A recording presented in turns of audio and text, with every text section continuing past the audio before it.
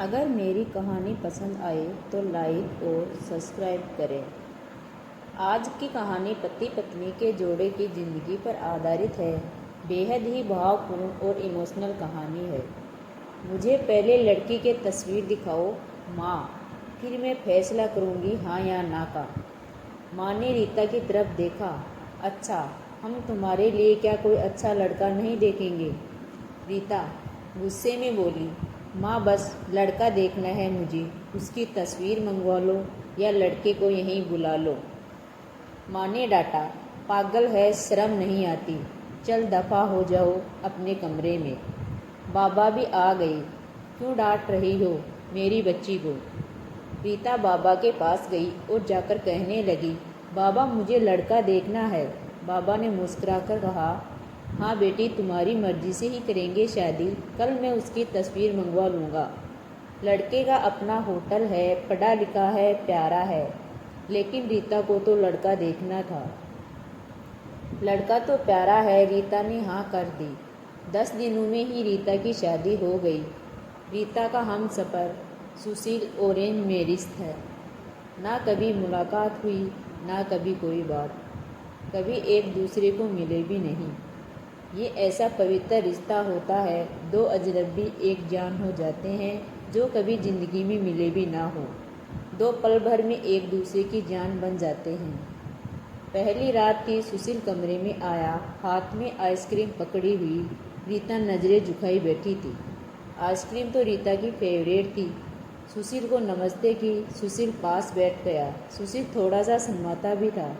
Ice cream खाते हुए बोला, जितने पैसे शादी पर खर्च किए इतने की काश में आइसक्रीम खा लेता। रीता का घूंघट उठाकर बोला, आप खाओगी पहले? तो रीता ने शर्माते हुए मना कर दिया। फिर सुशील ने प्यार से कहा, खा लो, प्यार बढ़ेगा। रीता को आइसक्रीम दी और खुद भी खाने लगा। रीता सारा आइसक्रीम खा गई। सुशील ने जब पूछा, आइसक्रीम पूरी ख़त्म कर दी? रीता मुस्कुराने लगी। वो तो मैं खा गई। सुशील भी मुस्कुराने लगा। बहुत कंजूस हो आप, पहले तो कहती नहीं खाती और अब देखो सारी की सारी खा गई। रीता सुशील को पहली ही रात इतना तो समझ गई थी कि सुशील दिल का बहुत अच्छा है। रात भर मोहब्बत भरी बातें होती रही। जिंदगी अपनी असल मंजिल की तरफ मुड़ गई थी। वक्त गुजरने लगा। रीता के भाई की शादी थी। रीता 4 महीने की प्रेग्नेंट थी। रीता ने सुशील से कहा, मुझे भाई की शादी में जाना है।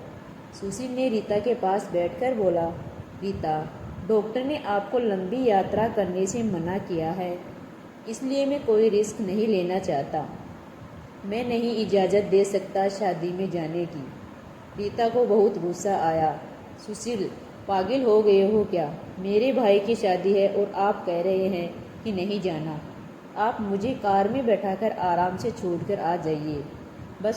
सुशील ने रीता का हाथ पकड़ा, मोहब्बत से फिर समझाने लगा, रीता क्यों बेकार की जिद करती हो? डॉक्टर ने यात्रा करने से मना किया है तो मैं नहीं जाने दे सकता।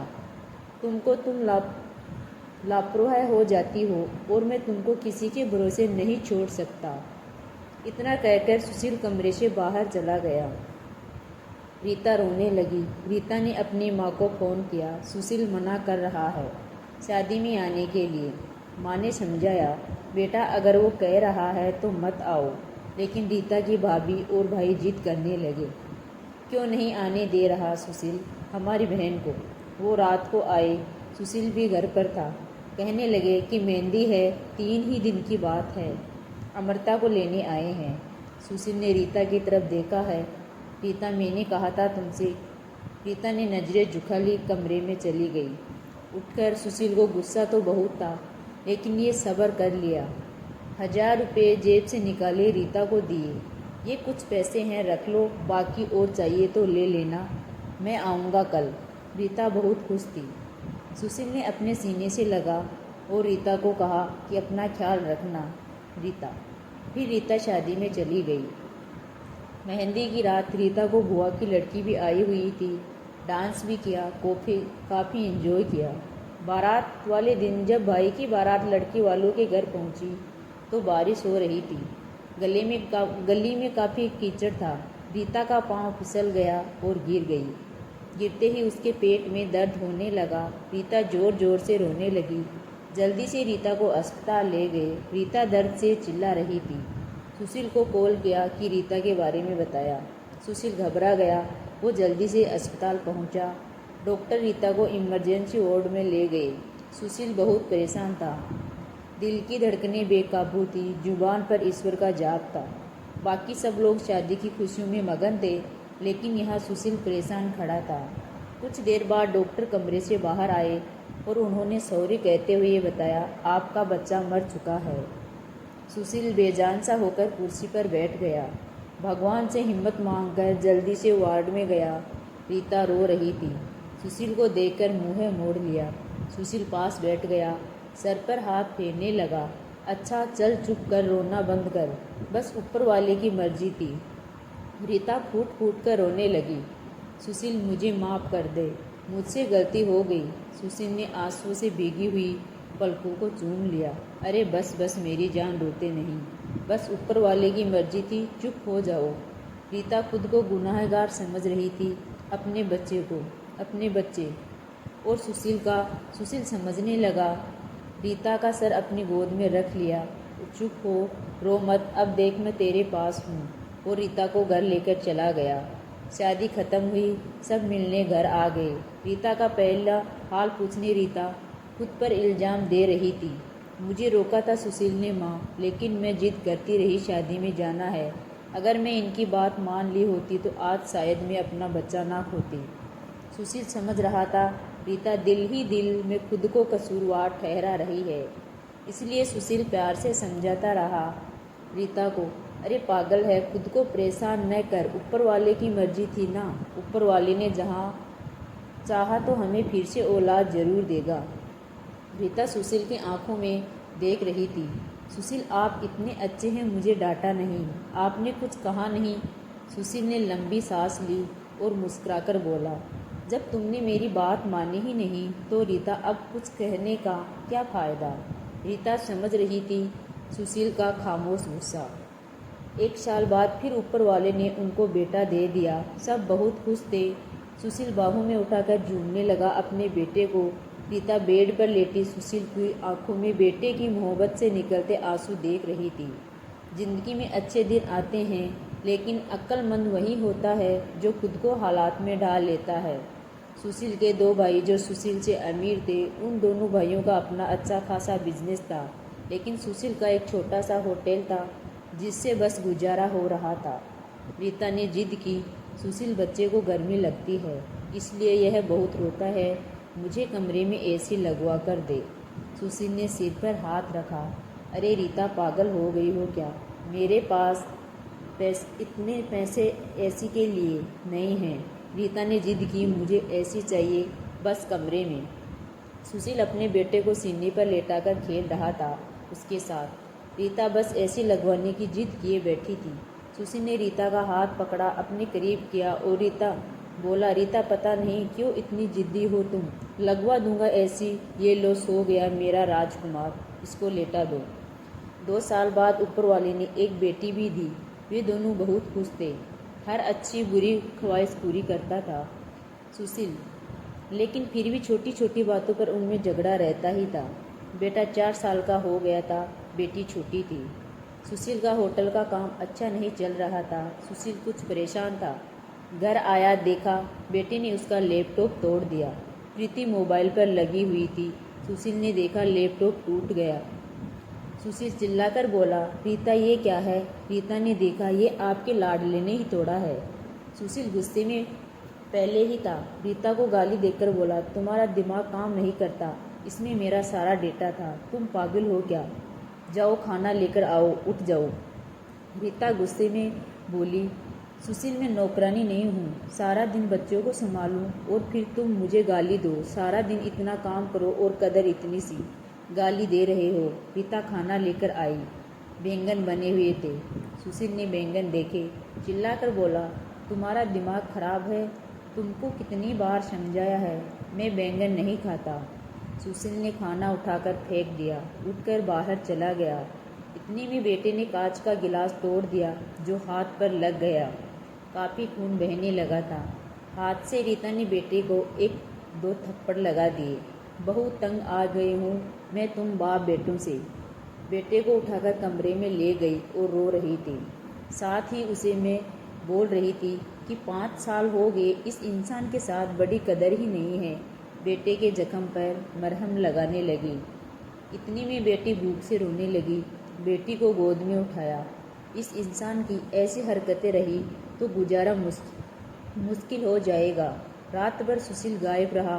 रीता ने भी फ़ोन करके ना पूछा। रीता ने अपनी माँ को बताया, सुशील आजकल ना खर्चा दे रहा, ना अच्छे से बात करता है और गालियाँ देता है। माँ ने कहा, अच्छा हम करते हैं बात उससे। सुशील को महसूस हुआ उसने अच्छा नहीं किया रीता के साथ। आज घर जाकर रीता को सारी करूँगा। घर आया, देखा घर में रीता के माँ बाप चाचा सब आकर बैठे हुए थे। सुशील ने रीता की तरफ देखा। रीता खामोश रही। नमस्ते किया। उसके बाद बात तो शुरू हो गई। माँ चिल्लाकर बोली, क्यों बेटा तुम खर्चा नहीं देते हो रीता को, क्यों गालियाँ देते हो। सुशील को बहुत गुस्सा आया कि घर की बात हम दोनों सुलझा लेते। सुशील ने गुस्से में कहा, इसको सब कुछ देता हूँ, ये बस तमाशा लगाना चाहती है। रीता भी गुस्से में थी। वो भी बोली, क्या देते हो। वो महीने में 10,000 देते हो जिसका दोनों बच्चों का दूध भी पूरा नहीं होता। एहसान करते हो मुझ पर, तुम्हारे बच्चों पर खर्चा करती हूँ। बहस इतनी बढ़ गई कि सबके सामने सुशील ने रीता को थप्पड़ मार दिया। रीता की माँ को बर्दाश्त नहीं हुआ और वो अपनी बेटी को साथ ले गई और साथ में बच्चे भी ले गई। सुशील ने भी ना रोका उन्हें रीता को जाने के लिए। रीता नाराज होकर चली गई। रीता को थप्पड़ ज़्यादा जोर का लगा था, निशाना बन गया था चेहरे पर। माँ भी रोने लगी। न जाने पहले भी कितना जुल्म करता होगा मेरी बेटी पर कमीना इंसान। सुशील पहले से ही अपने होटल की वजह से परेशान था, काम ना होने की वजह से, और अब ये परेशानी और बन गई। रीता मायके में थी, सुशील यहाँ था। घर में परेशान थे दोनों। हालत इतनी ख़राब हो गई सुशील को अपना होटल बेचना पड़ा। 2 महीने गुजर गए। दोनों ने एक दूसरे से बात तक नहीं की। दोनों गुस्से में थे। सुशील कहता, खुद गई है खुद वापस आएगी। रीता की अकड़ थी, मनाने आएगा तो जाऊंगी। दिन गुजरते गए। 8 महीने गुजर गई, कोई बातचीत नहीं हुई। सुशील के एक दोस्त ने सुशील से कहा, विदेश जाना है तो बताओ, मेरे पास एक ही वीज़ा है। हालात काफ़ी बुरी थे। सुशील विदेश चला गया। नंबर बंद हो गया। 1 साल गुजर गया। दोनों ने कोई बात ना की एक दूसरे के साथ। रीता भाई से खर्चा लेती, बच्चों के लिए दूध का और फिर दूसरी ज़रूरी सामान का। भाई कब तक दे सकते थे खर्चा, उनके भी अपने बच्चे थे। कभी रीता के बच्चे कोई नुकसान कर देती, कोई चीज़ तोड़ देते तो रीता की भाभी हजारे बातें करती, ताने देती। रीता चुपचाप सुन लेती, क्या करती, आखिर किसी को कुछ बताती भी न थी। दीपावली का दिन था। रीता ने भाई से कहा, पैसे दो, बच्चों को शॉपिंग करवानी है। भाभी पास में बोली, बहन साफ सी बात है, हमारे पास फालतू के पैसे नहीं हैं। उसी इंसान के साथ गुजारा नहीं तो तलाक लेकर किसी दूसरी से शादी कर लो, जाओ यहाँ से। रीता उस दिन बहुत रोई थी। उसे एहसास होने लगा था, सुशील तो मेरे सर का ताज है। सुशील दुबई में बच्चों को याद कर बहुत रोता था। रीता पागल, बात कुछ भी नहीं थी और तूने यह क्या कर दिया। उधर रीता के भाई ने रीता के लिए एक आदमी देखा जिसकी पत्नी की मृत्यु हो चुकी थी और 4 बच्चे थे। उसके भाई ने रीता से कहा, बस सुशील से तलाक ले लो और इस आदमी से शादी करके घर बसा लो अपना। रीता की आंखें भीग गई थी आंसुओं से। जल्दी से मोबाइल निकाला, सुशील को फ़ोन लगाया, नंबर बंद आ रहा था। रीता रोने लगी, मुझे सुशील के पास ही जाना है, मुझे कोई शादी नहीं करनी किसी से।